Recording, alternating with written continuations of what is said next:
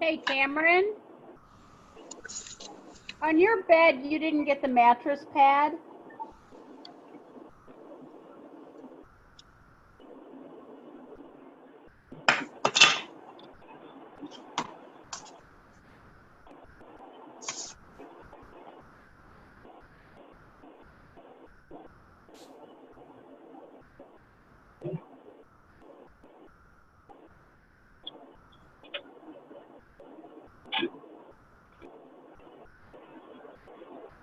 How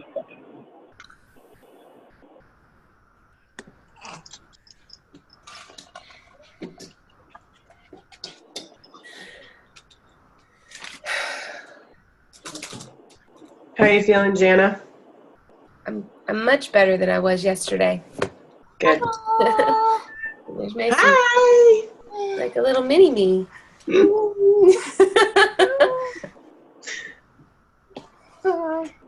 Except he How are you wants doing, bud? Daddy. Flat, Did you have a good day? flat hair like daddy. Yeah. Did you have a good day? Yeah. What'd you do? Oh, do you want to tell me? What did you do with Daddy the other day? I killed a turkey. A turkey. Did you eat it? Yeah, we did. Awesome. Was it delicious? He's Yeah. the provider for the family now. Nice. I've Yeah. never killed a turkey. You got one up on me. What did it look like? Or what did it sound like? Was that right when you hit it? It went, "Whoa." And what happened after you guys shot it? It fell to the Reverend. Dad had to get it, and it was all wet. And it had blood, in it, and it had blood in his eye. Oh, man. Blood That sounds... in his eye. Did it have lots of feathers? And it even got turkey feathers. Yeah. Does it look like the turkeys like that you see in school where they have like a red feather and a yellow feather and a green feather? Does it look like that? What color were the feathers? What color were the feathers? Brown. Ah, I thought they might look different. That's cool. I saw a turkey the other day, Can you see this? but I didn't kill it. Oh, wow. Honestly, Isn't he so cute? So cute. All right, 8:31. We gotta go. You be quiet. Say bye. Okay. All right, it's 8:31. I don't know if we're supposed to like go ahead and start without. Where's McKenna? Not here yet. Is she gonna It's introduce? recording, Jana, so I think we're good. Oh, awesome. Okay, so let's get started. We're gonna talk about developing the leader within you 2.0. The first chapter is influence. Leadership is influence, nothing more, nothing less. This is the foundation of the rest of the book, in my opinion, and in John Maxwell's opinion. He said everything is built on this. So let's talk about it. First of all, I really want to commend all of you for being on this leadership course, this leadership call, because it could be so easy to say, oh, I'm going to develop my leadership skills as soon as I hit gold, or as soon as I hit ruby, I'll develop my leadership skills. But you are saying no to that mindset. You are saying, I will develop my leadership skills now so that when I am ruby, when I am senior gold, I will have the skills to have a long-lasting legacy team. So hats off to you for that. Thank you for investing in yourself. So I asked a few questions for you to think about, and I want to hear from you. Who or what are people or things that have influenced you in some way? And if you want to raise your hand, like you can raise your hand like this, and I'll call on you. How about that? Raise your hand. Who has influenced you in some way, or what activity, like church camp, mission trip, whatever, has influenced you in some way, positively? Mallory. Sorry, I had to unmute myself. Okay. So I was thinking about this because I thought I might get called on, so I just volunteered so I wouldn't get called on. I have a mentor who is she's a PA, so she was a major professional mentor for me. She came to my mind quickly, but I could think of instances where she motivated me once negatively and once positively. Once, very early on when we had just met, I was wanting to shadow her to get shadowing hours. And there was one day where it was kind of near the end of the semester and I was really busy, had a lot going on, and I ended up kind of backing out on her last minute. And I was surprised at her response because she was very forthright and was like, I want you to know that this is probably something that could burn bridges for you in the future. So I'm okay with it, but you need to be mindful that, this doesn't look very good or it's not very professional. And so I was like, oh, and I like responded by like trying to make it up to her and impress her and stuff. And like over the years, I was definitely able to do that because we ended up working together. And she had told me at one point that I was her favorite of the people in my position, that she always liked seeing the patients who I brought them into the room and got them set up because I like really laid a good foundation, and she felt like she came into the room really prepared based on what I had done. So that was a cool example for me because I could think where she motivated me once kind of negatively for my benefit, and another time really positively by recognizing me and empowering me and making me want to keep working hard. Awesome.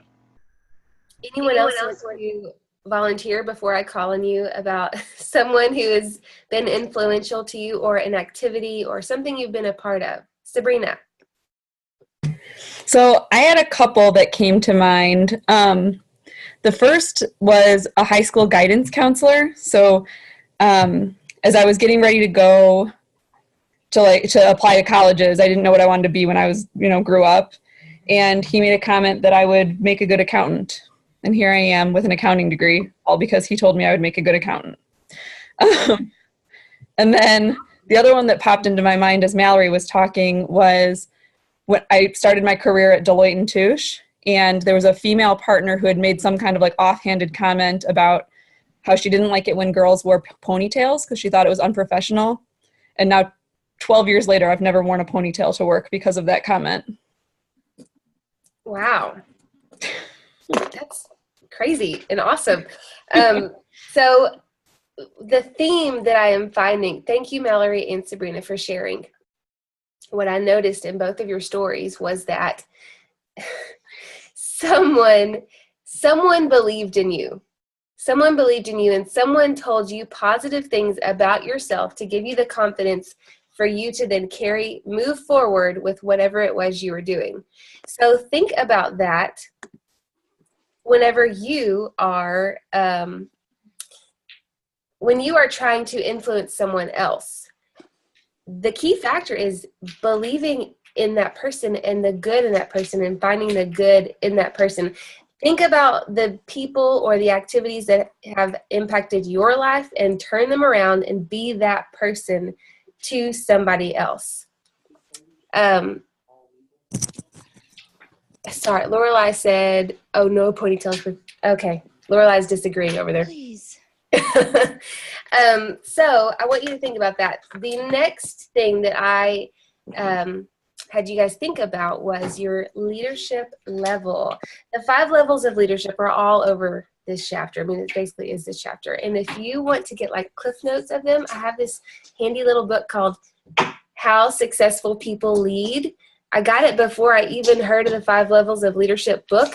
But it basically is the 5 levels of leadership in a tiny little book that's super quick to read. So if you want to get this, it's like, okay, here's my hand, here's this book. It's tiny, or my hand is huge. So, so think about your levels, and I want you to give yourself an honest assessment. Because what surprised me, I did the 5 levels of leadership study with Jessica Heffley's group, and what was surprising to me was how low the numbers were even at Jewel level. Mine included. Mine were low. And I thought, oh my goodness, surely I'm like at a level 4. No, I am not at a level 4. It does not matter your position. What is it? Leadership is action, not position. That we had a John Maxwell quote that was on our shirt. Leadership is action, not position. You could be a level 4 and a silver these levels of leadership are the thing that you need to measure yourself on. So in this book, it tells you exactly how to know where you are and exactly how to get out of where you are. And especially if you have that 5 levels of leadership book or the Cliff Notes, you can look at, okay, where am I at and what do I need to do to get out of where I'm at? Okay, let's see. Ooh, this is a good question, and I hope that you've thought about this. Influencers add value to others. So what do you bring to the table, and how do you add value to others? This may be hard for some people because you might be thinking, I don't have anything to offer, which is not true. That is not true. And that is a lie from Satan, that you are not valuable. So you are valuable. I want to hear from people other than Mallory and Sabrina, some things about you that you bring to the table. And you can just raise your hand, or I'll start calling. Oh, Deb, yay. Let's hear from Deb. You'll have to unmute yourself. Sorry. Oh, there you go. I had to unmute myself. I have, over the years, influenced a lot of students at school and at church. I have had numerous kids, boys mostly, because I have a son. I have one son. I joked for a long time that I gave birth to one, but I could feed 10 on a Friday night. That basically grew up in my house. And these boys are still part of our family. In fact, I was talking to Lorelei today, and she knows a lot of these kids. And I said, our trip is probably going to revolve around, a lot of the kids are in Tampa now. So our trip to convention is probably going to revolve around making sure that we get to Tampa to check on these boys. There's 3 or 4 of them there now. So it's to me, that is how I've influenced. I've just been a mom and a teacher and a youth leader for 25 years probably, and have loved every minute of it. That's awesome. So you cared about other people, you cared about these boys, and you invested in them. Mm-hmm. That is how you made an influence. It goes back to relationships and how you were towards them. Something that I'm sorry, go ahead, Deb. As a teacher, I'm relational. Yeah. I'm a relational teacher, and I still have great relationship with kids that have graduated, and I've got like 3 this year that are graduating. It's going to break my heart to not see them as much, but yeah, I'm very relational. That's good to point out. Something that Ashley said in the side on the chat thread, which I love this chat thread. If you don't have it open on your computer, open it because it's a good resource. You can be a different level of leader to different people, and it builds on each other. So there's positional, there's, I was going to try to do this without looking at my notes, but let's look at my notes. There's positional, there's permission, there's production, and then there's people development, and then pinnacle, and they all build. And it's super quick to lose your, rank. You lose your level of leadership super quick. It takes a long time to build it up, super quick to break that trust. So yes, Carissa. Yeah, I was going to say something about that real quick, because it was very eye-opening to me when I went to Jules' training. I took the leadership levels test and tested at a level 5. And then I did the course probably a year and a half later, and I discovered that my level of influence with certain teammates was at a level 5, and my level of influence with other teammates was stuck below a level 2, because we didn't have the relational connection. You know, they may have seen me as a positional leader, but we didn't have a relational connection. And like you said, they build on each other. So it's not like you get out of level 1, you get out of level 2. You still are a positional leader and you still have relationship connection, but you encompass that level, and then you take on another level. And it was eye-opening for me to realize I had people on my team, like Ashley said, that my influence with them was not very high because I wasn't at a high level leadership with them. Right. You cannot skip over. You can't just start at a 3 and go, yeah, we're producing, we're rocking and rolling. It's very difficult though, because it's like a chicken or the egg. People will be attracted to your team when your team is producing, but your team can't produce without people. So like your influence will suffer. That's just kind of how I. Right. And so, right, you can do it, but your influence will suffer. So, you got to keep in mind, I think at the very end of his chapter, he says, when he meets someone, I'm John Maxwell, he is first at a position, then he tries to find a connection. When he tries to find that connection, that's the level 2. That's the permission. And then he gets to the production aspect. Okay, I've got you as my friend or person trusting in me. Let's get busy doing the things. And whenever I was in Jessica Heffley's group, she was like, why is this levels of leadership thing so important? Is because when you get to levels 4 and 5, then you can retire in Plexus. Like, you can retire. Now, there are not a lot of people at levels 4 and 5. That's not true. There's not a lot of people at level 5. I would say people like Rachel Hollis, Girl Wash Your Face Girl. I'd say she's at level 5. I'm thinking of like people who are normal, not like Abraham Lincoln. Yeah, he's great, but like he's been dead for a long time. So, I would say Jessica Heffley's at a level 4 leader, and she could retire if she wanted to, but she loves Plexus so much, and thank goodness, because she's continually pouring back into us, and I'm so grateful for that. But it's people like her who keep developing people, and that's what we're going for. That's what we want in our legacy businesses that we are creating. That's what we're going for. Those are goals. So I want you to think about this last question. I said passion and confidence trump experience and expertise. In what ways can you gain passion and confidence in yourself, your Plexus business, our company, and network marketing as a profession? That's a loaded question, but it's so key to taking the baby steps, the groundwork, laying the groundwork in place. You've got to have confidence and you've got to have passion. Who cares if you've been doing the business for 2 weeks? If you're passionate about it and you're confident in yourself and what you have to offer, you're going to do well.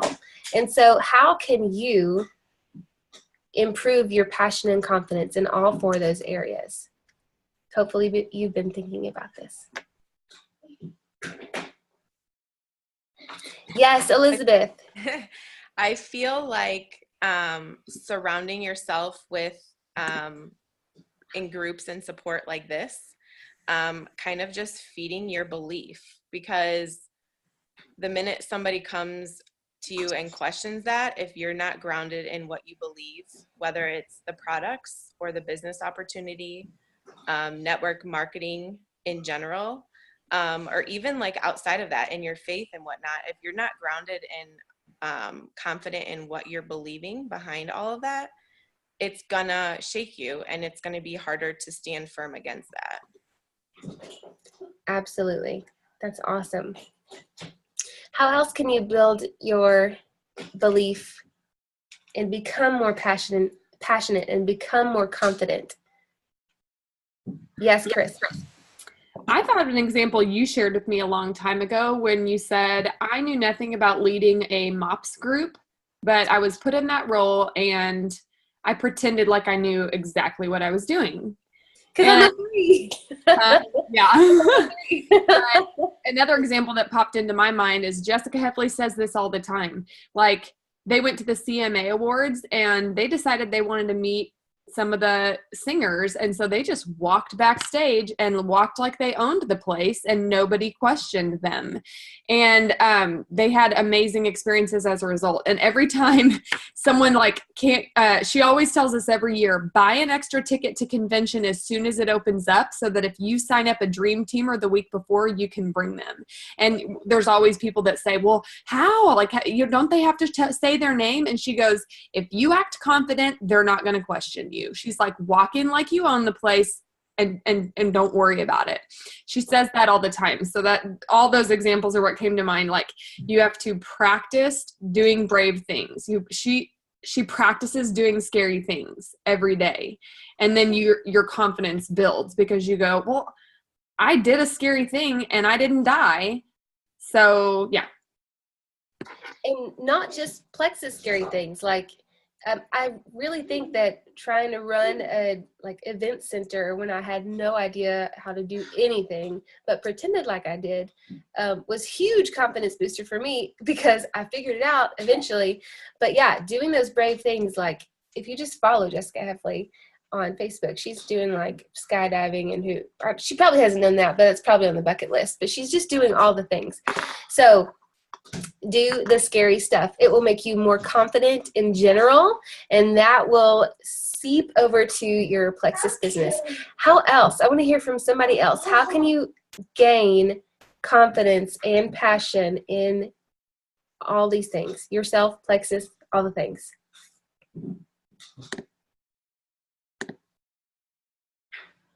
Kara Elliott, how about you?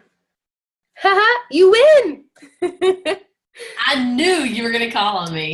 I was late. Trying to put children to bed.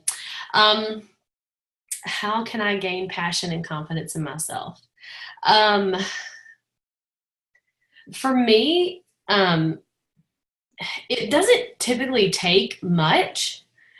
I just, like when something small happens, like yesterday, I messaged Carissa, really small thing, but somebody randomly, what felt random to me, messaged me on Facebook and said, hey, I didn't see this message that you sent me back in September, but like I've had a bunch of people reach out to me about plexus and I'm ready. And it floored me because it's been since September that I sent her a message. So I didn't even remember because I'm terrible and I hadn't followed up again. But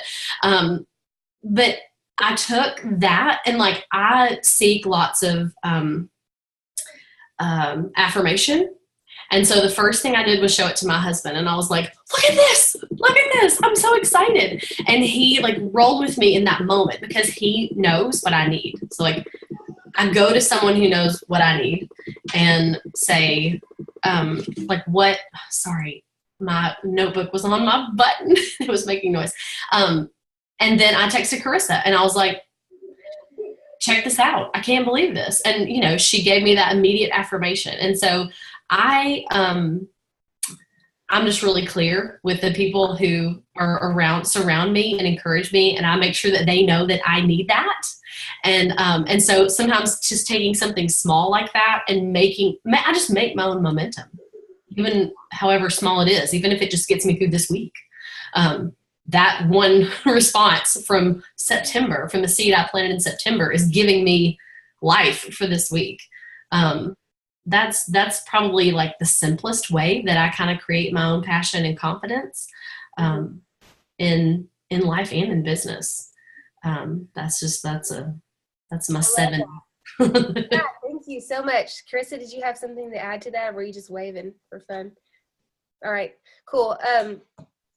So Jana, it looks like Caitlin has her hand raised. Oh, I can't see you, Caitlin. Yeah, It's like a virtual hand. Oh, virtual hand. Okay, Caitlin, yes, hello. Hi, can you hear me? I'm driving, so Yeah, I don't have my video on. Okay, so I think that I kind of naturally just have a lot of confidence, even if it's not very, if there's no reason for me to. It's like a gift and not sometimes. But something that I have realized since starting Plexus really is that can get me a long way, but to really like grow and continue on with it, I need a leader that I really respect, which this is kind of like what Kara said.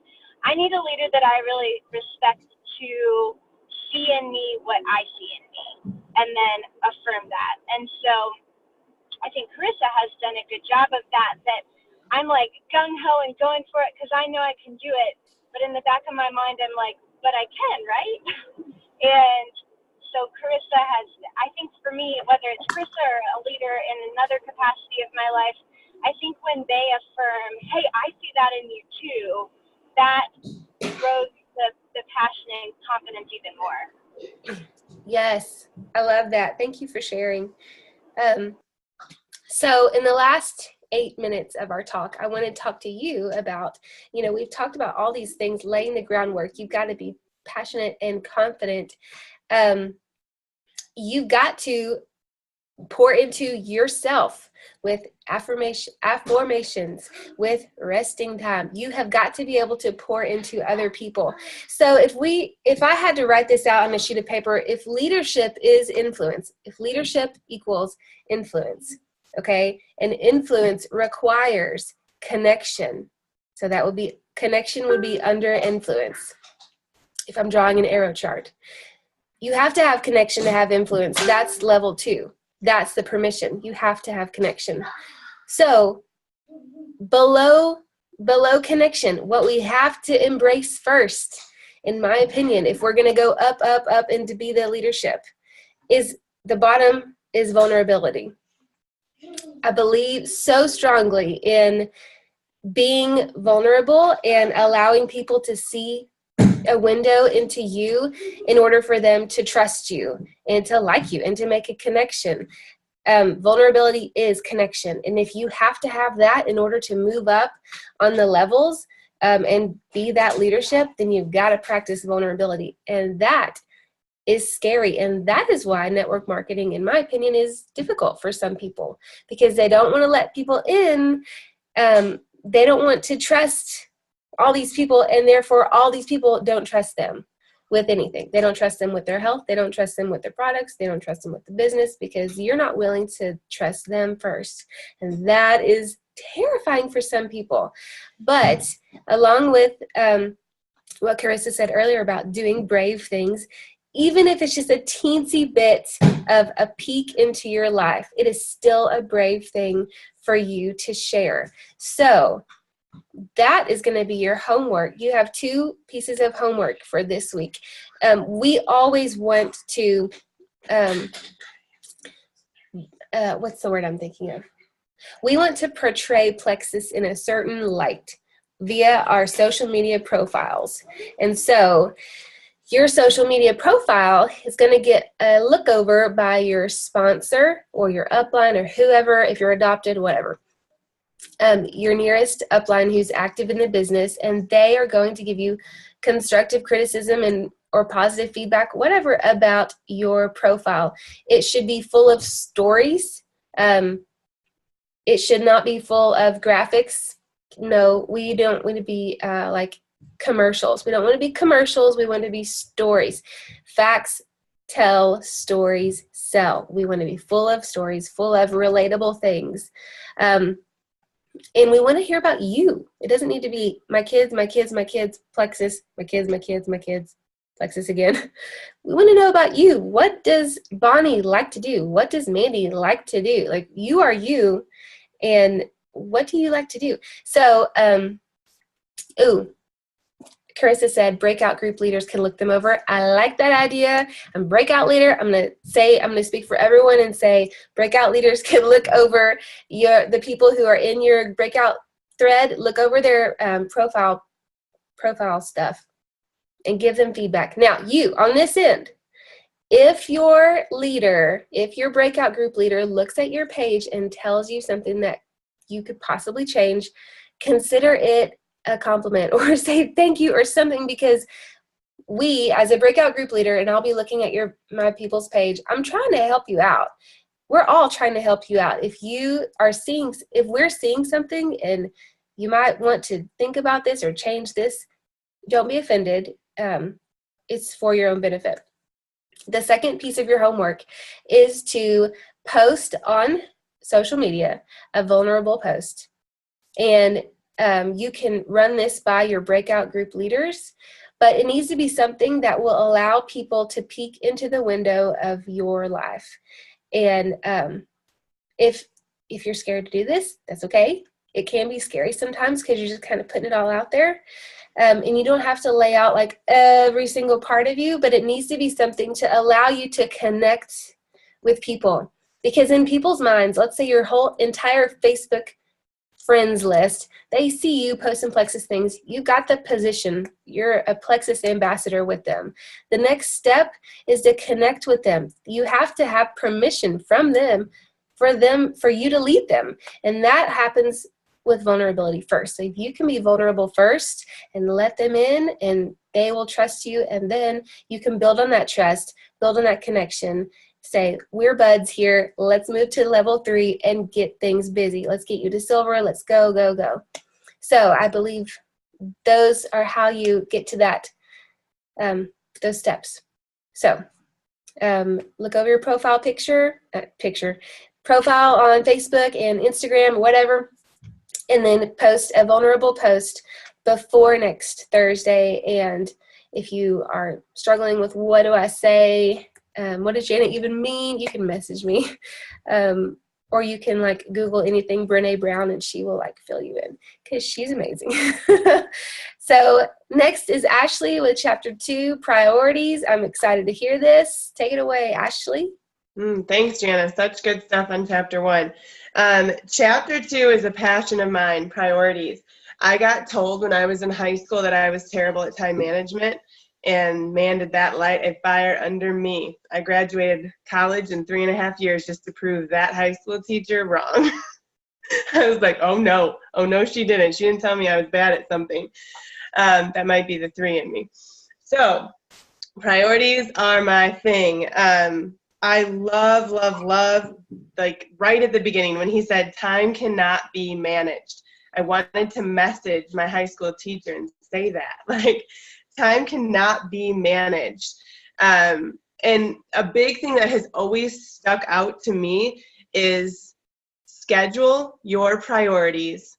Don't prioritize your schedule. And I feel like that is what so many of us do. That's what I did. That's what I still fall into, is I prioritize my schedule instead of scheduling the things that are important to me. I want to kind of go a little bit deeper. He went a little bit deeper here, is like, what is a priority? Does anybody struggle with like having too many priorities? Yeah. Yes. Amy, do you want to share a little bit? No? Amy, you can do it. This is a safe place for you to share. Tell us more about it. Come on, Amy. You can do it. Unmute yourself. She hates me right now. Can you unmute yourself, Amy? I'm unmuting you. Okay, I'm having troubles. Okay, I unmuted you. So okay, share. You're not alone in this boat. So share with us why you raised your hand to that. Just a second. I've lost y'all. We can hear you. Okay, so what did you say? What do I do? Yeah, so you have too many priorities, is what I said. Like, you think everything's important. Is that what does that jog something for you? I am so lost. I don't have a clue where to even start because I just have so many things going on in my head and I just don't know how to organize it all. I'm so lost. Yes. Well, thank you for being honest, and you are not alone there. I have felt that same way, and I know that there are probably about 20 other hands. How many of us are on this call that have all been in that place or are in that place right now? Did anybody gain, I mean, I could talk all night, so I want to hear from you guys. Did anybody gain any insight from this chapter as to like, I could try doing that, or here's where I think I need to go next when it comes to having just so many priorities? Who would like to share something they learned as it pertains to that? I can share. Okay, go for it. So, Amy, I feel like I'm right there with you. When, like, if anybody asks me to do something or volunteer for this or help out with this, like, it's always a yes. I'm a 6, which is loyalist, and like, I tend to want to please people. And so, I mean, literally, I feel like, well, if I don't do it, somebody else isn't going to, and it needs to get done, and da-da-da-da. And then it just becomes this like horrible cycle. So for example, I used to run our HOA, and everybody always joked like, you're like the youngest HOA person ever. But it was kind of a snowball. And actually through like Plexus and coaching calls, we had this exact discussion of, okay, but how does that fill your cup? And so I literally have to ask myself, like, I literally have to like sit on my hands. Like Girl Scouts, they needed a leader. Like they needed someone. The girls weren't going to have Girl Scouts if somebody didn't do it. And like, but I literally had to know that like I would say yes to things, and then it would in turn like add way bigger stresses to life, like helping out coaching soccer and leading all these little events and all this stuff. And it was not filling my cup. It was actually draining my cup faster than you could like refill any bit of it, because it would in turn be more stressful in that, like, okay, let's just simple example, Easter egg hunt. Like, oh, who's going to plan the Easter egg hunt for the neighborhood? Michelle will do it. So I did. But then who doesn't get to go with their own kids during the Easter egg hunt because they're too busy running it, and because my husband's working, and so then I'm flying solo. And so, I mean, then it becomes this thing that's not at all filling my cup. So I have dug deep. The Enneagram, like when Jana was talking earlier, like the Enneagram is something where like I've had to build myself and understand myself a lot. So then to take that, it just helped me realize that the things that do fill my cup are pouring into others, but in a way that like I can do that's not interrupting or inhibiting like other parts of life. Does that make sense? Yeah, I think that's huge. Of like a lot of us want to help other people, but we have to look at what expense are we willing to help other people. And like Michelle was saying, it was taken away from her family life. And while she enjoyed helping other people, there was an expense there. There was a cost to helping other people. I know that ones, I don't know what number you are, Amy, but I know ones tend to struggle with this because they want everything done a certain way and they want everything done perfectly. And so they tend to say, well, I'm just going to do it all. And they think everything is required of them. That can be a place that one can fall into. I think Mary had something. Mary, did you have something you wanted to add? Oh, you're muted. Hold on, Mary. Let me find you. There I am. Okay. Can you hear me? Yes. Okay. I was just going to add that a wise person early in my life told me that for every time I say yes to something and overwhelm myself, that I'm robbing somebody else of the opportunity to say yes. And when I started looking at it, that sometimes my yeses were selfish. That was like, well, okay, I need to let go. And I was giggling because when I started Plexus, I gave up my position on the HOA gladly. It was time to. But, yeah. I love that. I think that can be freeing to a lot of people to hear that, like, when you say yes and you take that opportunity, that means someone else can't have it. Yeah. I love that, Mary. That's great. Carissa, were you going to say something? Yeah, I was. It's really interesting for me, having studied the Enneagram a lot, to see how different numbers, where the motivation's coming from when different numbers say, I really struggle to focus my priorities. Because Amy and I chatted earlier today, and she's a 7. And I have heard lots of my 7s say, I feel like my brain is going in every direction. I can't figure out how to organize myself or where to start. Alicia, I don't see you on the call tonight, but Alicia's a 7, says the exact same thing. Kara, I know you're a 7. I don't know if you can relate with that feeling. So I know that's kind of where Amy's coming from. And then Michelle and Mary talked about it more from the 6 side and that yellow side of, I so badly want to, not sometimes it's I want to help others, and other times, like you said, it being selfish, it's I want to be needed. I want to be valued. And so so I say yes to everything. And then you would catch a 3 like me, having difficulty prioritizing because I am chasing that goal with everything in me.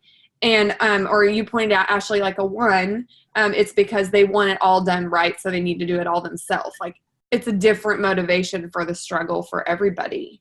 And I'll just say too, that like a really eye-opening thing from my journey was, as you've all heard me say, reading the book Essentialism.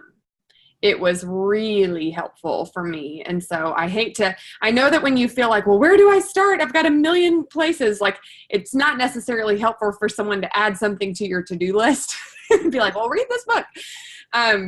So I feel like every time I tell people read that book, it's like, well, okay, I'll add it to the to-do list. And when am I going to make it a priority? It's kind of tough to break out of that cycle. I was going to add, that is something other that, I mean, you know, you say to do this. I don't know how to even start. I'm so lost. I don't know how to start.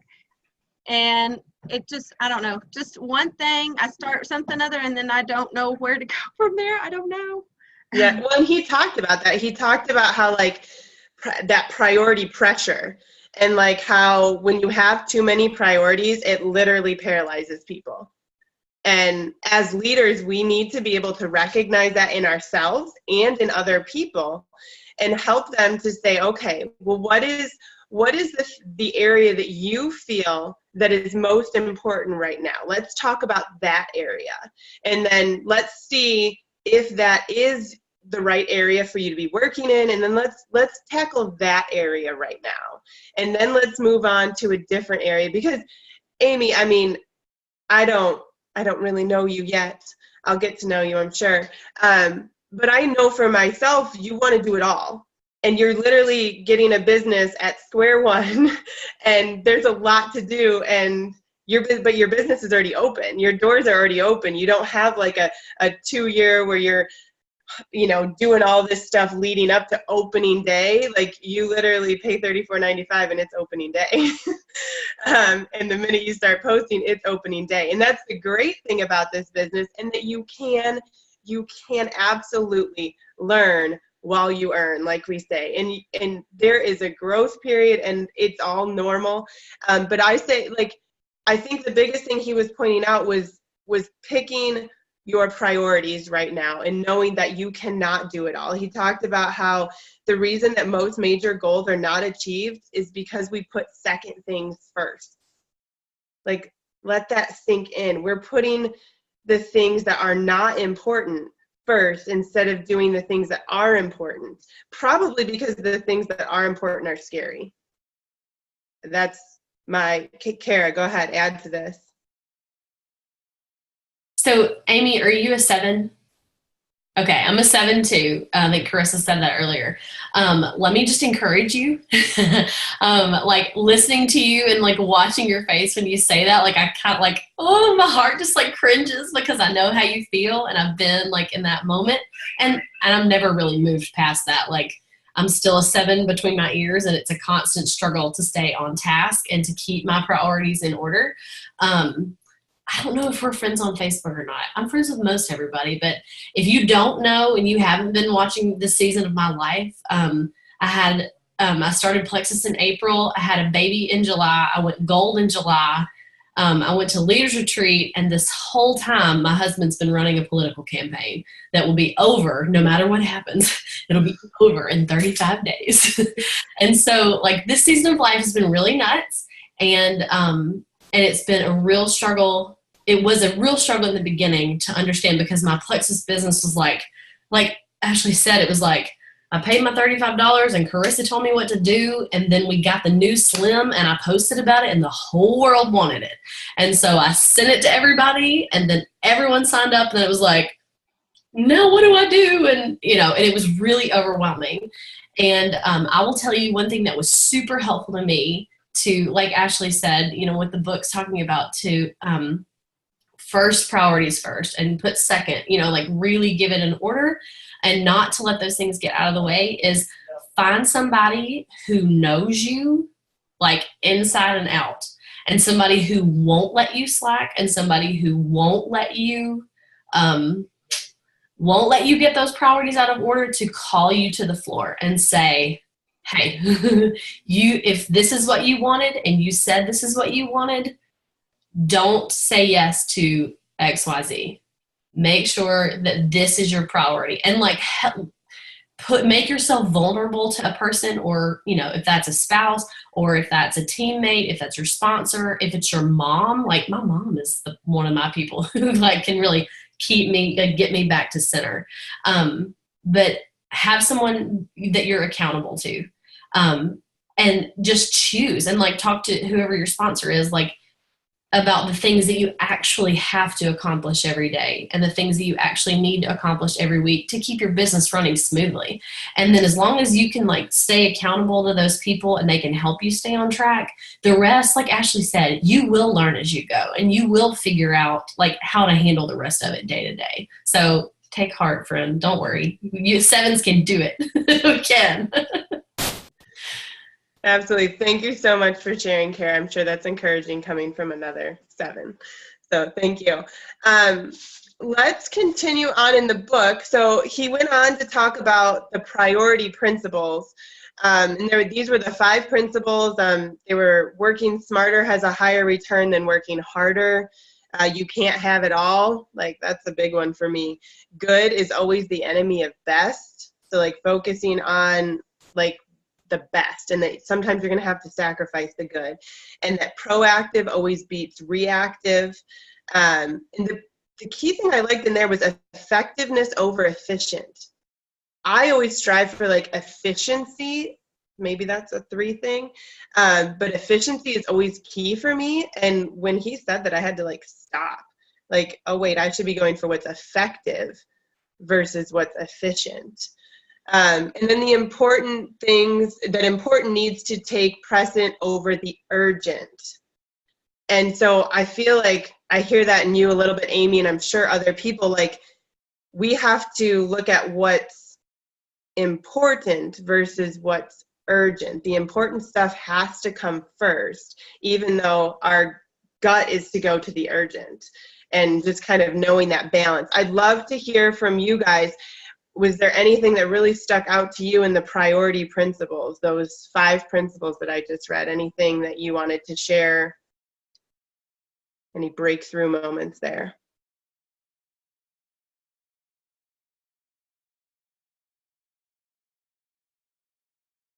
Nothing? I might have to call on somebody. Bonnie, I'd love to hear what you have to say. Well, I was just flipping through because I have so much underlined that it was like, what do I talk about? I would definitely say the number 5, the important needs to take precedence over the urgent, because I feel like, okay, so I work full time, have a kid, baby number 2 on the way, so I'm like, okay, I have to sleep sometimes. I'm literally growing a human.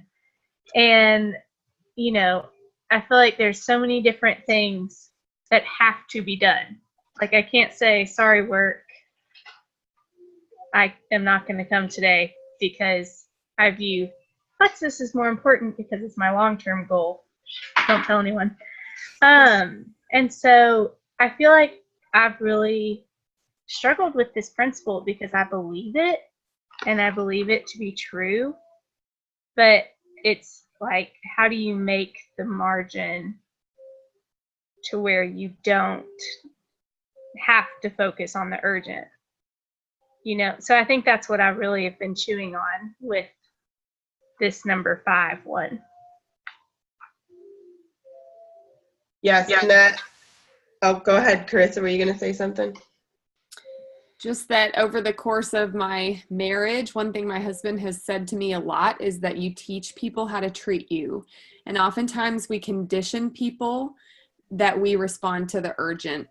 And all of you know me, and all of you know that I don't necessarily respond to the urgent, sometimes to your chagrin, right? But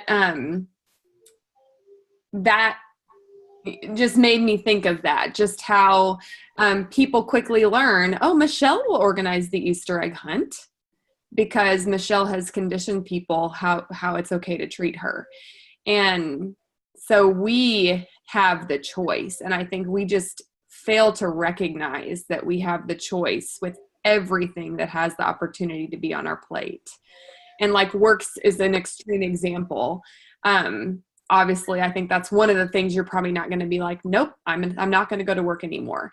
But certain things that we're like, I cannot miss so-and-so's baby shower. Well, guess what? If it's Saturday and so-and-so's baby shower is tomorrow and you don't have a gift yet, you have the choice to say, you know what, I'm going to get her a gift when I have the space to make it special, and I'm going to give it to her 4 weeks late. And I may disappoint her, I may not, but like it doesn't align with my most important values right now. And so it's going off the plate. So it's just like things that we just cannot accept are optional, that we have to step back and be like, it's optional. And I think, like, especially in the Plexus business, like those messages that come in, sometimes we have a skewed priority on those messages that come in. And I, like, going back to like feeling like you have so many balls in the air, when those messages come in, if you have those notifications set to your phone, like maybe you need to turn them off and set certain times that you check your messages, because those messages can hang over your head and they can make you feel like you're not getting anything done when you actually are. You're doing the thing that's important right now, but yet you have that hanging. Do email notifications come to your phone? Do they need to? Do text message notifications come to your phone? Do they need to? Maybe they do. Maybe your answer is yes there. But start looking at that stuff, because it's very possible that you have noise in your life that doesn't need to be there, and is creating a lot of this feeling of inadequacy, feeling of I'm not getting anything done. I work a full-time job in the sales world, and one of the biggest things they told me was you check your emails 3 times a day. You check them when you get in, you check them at noon, and you check them like 30 minutes before you leave. And if it's not in that time, you're working the other things that need to get done, because otherwise we're stuck in the email box and we never get anything done except the emails. And there are some things that can wait till the next day, and there are some things that are urgent and important. They're urgent and important, and so they do need to get done. But honestly, people aren't going to die if you don't respond. And if so, they probably shouldn't be messaging you. They should be calling 911. I heard that early on in my journey, and we need to like turn it off sometimes. So like I no longer get email notifications to my phone. I turned that off. I still have other notifications that I probably could let go of, but just a thought, turn off some of the notifications because they're overwhelming. Okay, we're running low on time. Okay, so the next thing that he talked about was the proactive priority solution, the 80-20 rule, which is something I feel like I've had beat into me in the Plexus world, which is so great. I would love to hear what y'all have to say about the 80-20 rule and the idea behind it and how that's going to change your Plexus business and how you work it. Who's got something for me here?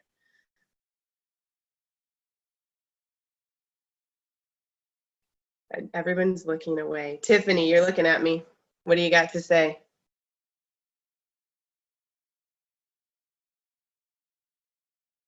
You're muted. Oh.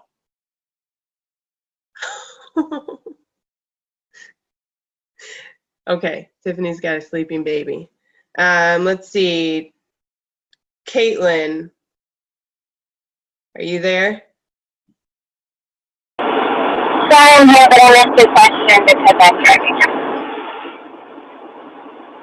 Can you hear me? Yes, you're a little muffled. Sorry, I'm driving. Can you repeat the question? Yes, so the 80-20, the idea that you like invest more in the 20% of your group. Yeah, I'm not very good at that. My group is still fairly small. I think the hard part for me is that I pick who I'm going to invest in, and then I feel like I chose wrong. I didn't catch the end of it. You feel like what happens?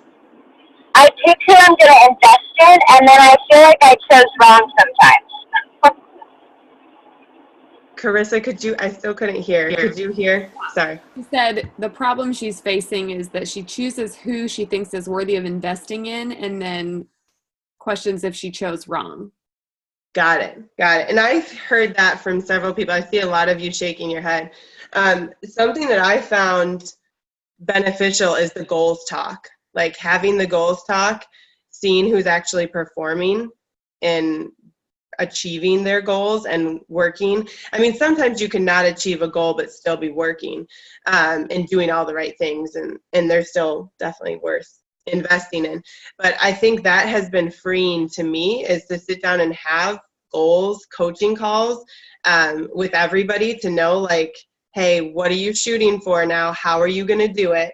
And are you actually doing that? Because then I can kind of put that back on them and say, well, it seems like maybe now you're struggling with this, or now's not the right time. How are you feeling about doing all the things you said you were going to do? And just kind of putting it back on them so that you can learn who are the 20%. And that was kind of one of the questions, is look at your organization, like, who are the 20%? Have you identified them? And look at your top 20% each month and reevaluate those people. Like, are you still, sometimes we put someone on this list and then things happen. Their priorities may have changed.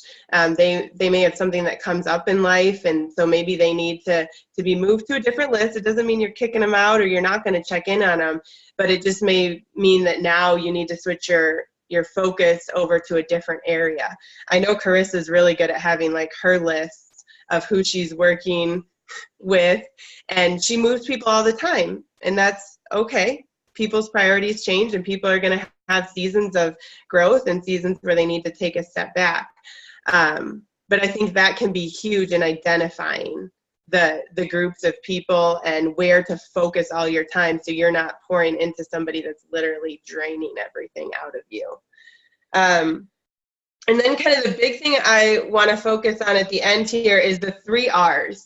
He talked about, what was that, Carissa? It's me. I think she's talking about Mallory. Oh, yes, go for it, Mallory. I was just going to say real quick, I think Bonnie would probably agree with me. We watched Jordan Roddenberry's live video last month, and we've really been trying to implement a lot of the things she talked about with leadership. And one of the things she said was, if you want to spend money, if you want to make money, you have to be willing to spend money. So when we talked about this 20-day challenge, we were like, we should put down some money on this. Like, I mean, let's give it a shot. And that has kind of revealed our 20% in some ways. Like when we just in confidence acted as leaders, it revealed to us who wants this, who's willing to work, and like through the challenge, they have been telling us their goals and things like that. So I feel like some of this kind of feeds on itself, and that's not always the answer for some people of like a money incentive, but that's an example of like, I did not expect that to reveal my 20%, but because we kind of acted in faith and confidence, we've been able to see some of that. Yeah, and that's so true. And sometimes it can be eye-opening, people that weren't even on your radar, that you're like, oh, they really do want to do this, and they're going to put in the time. Like, I need to pour into those people. So that's a great point. We stole your idea, Mallory, and we did it with our team too. So thank you. Thank you for that. Bonnie's idea. She gets the credit. Oh, good job, Bonnie. So then the idea of the 3 R's, there's things that are required of you, that literally you are the only person that can do that. Don't give yourself too much credit here. Like, take an honest look. What is actually required of you? And if you have not done this for your Plexus business, do this, like tonight before you go to bed. What is required of you? What gives you the greatest return? What uses the talents and the gifts that you have? And then the third one is, what is most rewarding? Find something you love to do it so well that you get paid to do it. Guys, that is like the biggest thing with Plexus. Like, find something you're really good at, do it so well that you get paid to do it. I would love for all of you to share this with your breakout groups. Like, what is the most rewarding thing in Plexus? What is it that you wish you could do every day? Is it coaching people? Is it hosting events? Is it traveling around and meeting new people? I mean, what is it that you get the biggest reward from when it comes to Plexus? And are you doing those things? Have you done any of that yet? And why not? Or why? Like, I love coaching people and I love doing Zoom calls. I could never do enough Zoom calls. So if you ever need me to talk on your team page, reach out to me. But I haven't put that out there. So I'd love to hear, like, what is the most rewarding thing when it comes to Plexus? I want to hear some of, like, your big dreams. Like, do you want to be on the stage one day talking? Jana, what do you want to do? I wasn't thinking about the things you just said, but I love hosting parties at my house. I love events, like hosting events. I love it. I want to do that for fun. Like, that's rewarding to me just because I have a passion for bringing people together, and we just get to talk about Plexus, and it's so fun. So, but I also loved being on stage. That was awesome. I want to do that again. Okay, then. Love it. Who else? Like, what's the most rewarding thing that you could think of doing? Caitlin wants to be on stage. Who wants to share? Ashley Gwines, are your wheels? What's rewarding to you, Ashley? I think for me is getting those messages from people of how the products have changed their lives. That's super rewarding to me. That's awesome. And I feel like the only way to do that more is to send more messages and get more people on the products and ask people about it. But wouldn't you love to, like, have a whole room filled with people that you were part of changing their life? Like it just to have a testimony night where you get to hear all these people and how Plexus has changed their story. Yeah, super cool. Well, I want to be mindful of your time. It is 9:30. Kind of the last thing that he really talked about was creating a space for margin, or creating room for margin, creating space. So many of us, we're sucked up into this busy world. Like, we glorify busy like it's nothing. I'm definitely guilty of that. But margin improves self-awareness. It gives you the needed time to think, and it provides you with energy, with an energy renewal. Guys, it is so, so, so important that we create a space to just be and to not be on our phones and to be present with our people. And again, this is the 80-20 rule. Like, this was eye-opening to me when he said fight to keep 20% of your calendar white space, 6 days in a month white. Like, that's overwhelming to me. I'm sure some of you are like, yeah, I need those. I thrive off of, like, busy and go and achieving. But that doesn't mean I don't need the white space. I need the white space so bad. 72 days a year, guys. 72 days a year of white space. Like, that's mind-blowing to me. Mind-blowing. I'm lucky if I take a 5-day vacation. So I'm definitely working on that.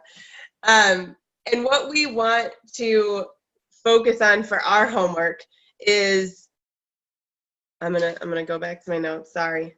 I want to make sure I don't miss this. What I want you guys to do is to print out a May calendar. Like, I want this on paper, not, hey, I think I might take a white space day this day.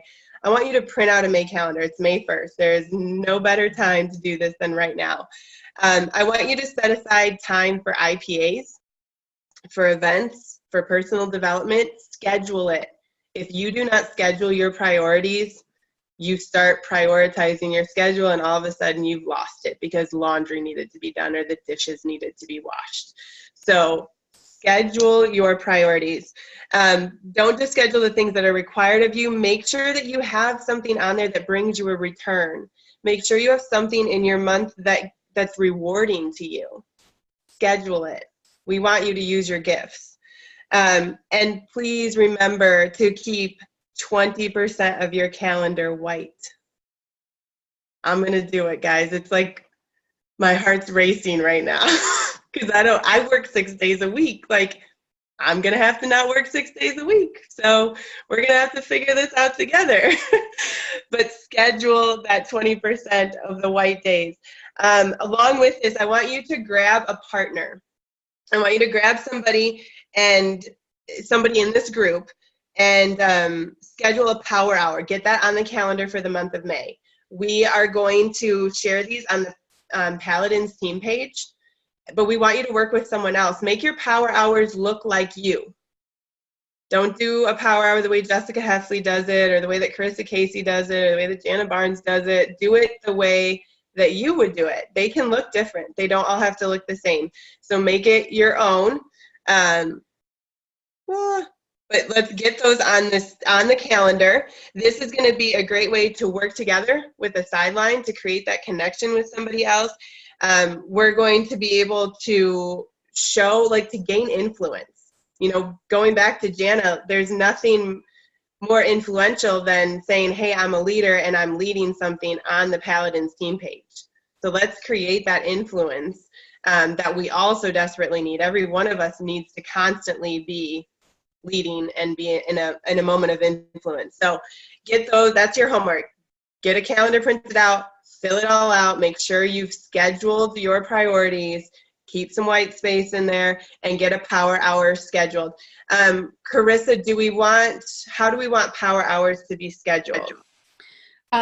Just to clarify, it's not just a power hour you and your partner are doing together. It's you and choose someone, and McKenna said this today, maybe choose someone with a different Enneagram number than you who's not in your breakout group so that you can piggyback off each other's giftings differently.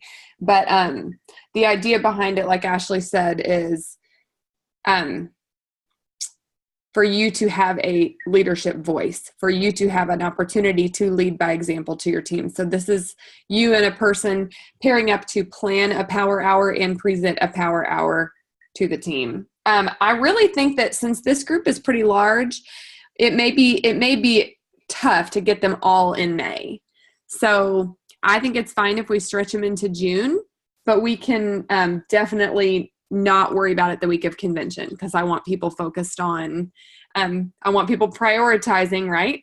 Receiving and being poured into at convention. So when they want to schedule their power hour, I don't want to overwhelm you with messages, Carissa. Probably if you could just create a thread with me and McKenna, then both of us can. Okay, so then someone will see it out of the thread.